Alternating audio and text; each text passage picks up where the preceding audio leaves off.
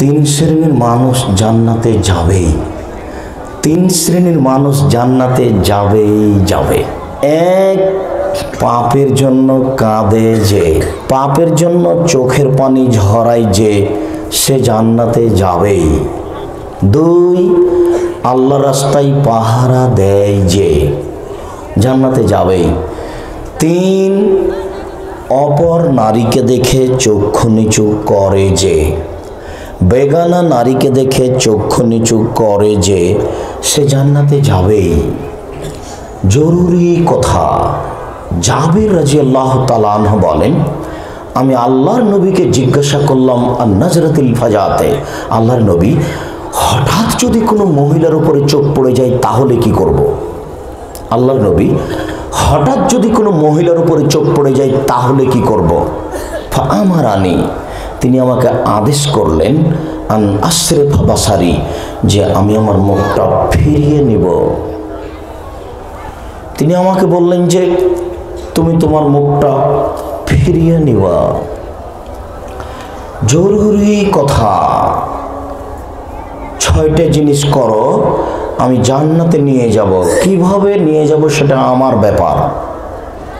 তার একটি হচ্ছে বেগানা নারীকে দেখে চক্ষু নিচু করো। কিভাবে জান্নাতে নিয়ে যেতে হবে সেটা আমার ব্যাপার।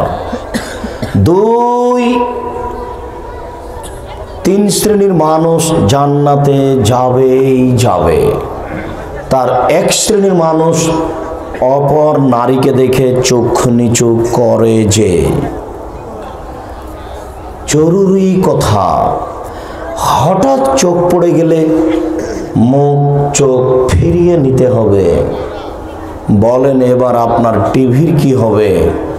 রং মাখানো পতিতালয়ের মেয়েটি আপনার সামনে খবর পড়ছে, আর আপনি তাহাজ্জুদ পড়ে টুপি মাথায় দিয়ে তার মুখের উপরে চোখ লাগিয়ে খবর শুনছেন।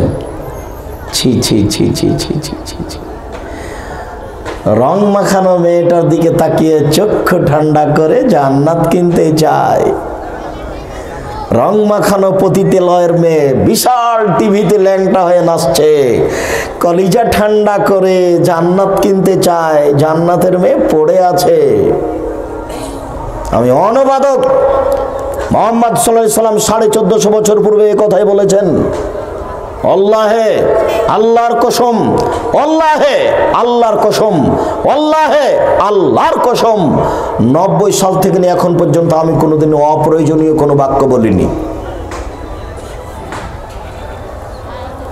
আজও আপনাকে বলছি, দিন রাত টিভিতে ল্যাংটা মেয়ে দেখে জান্নাত কিনা কঠিন আছে। জান্নাতও মেয়ে আছে, অপূর্ব সুন্দরী জান্নাতে নারী আছে, আপনার ভোগের জন্যই প্রতীক্ষমান। কিন্তু একে দেখে চক্ষু ঠান্ডা করে জান্নাত কিনবেন কিভাবে? এটা হয় কি করে? এই বোকা ছেলে, দিন রাত তোমার মোবাইলে ল্যাংটা মেয়ে নাচে, তোমাকে শতবার বলেছি তুমি পথ থেকে ফিরে আসো।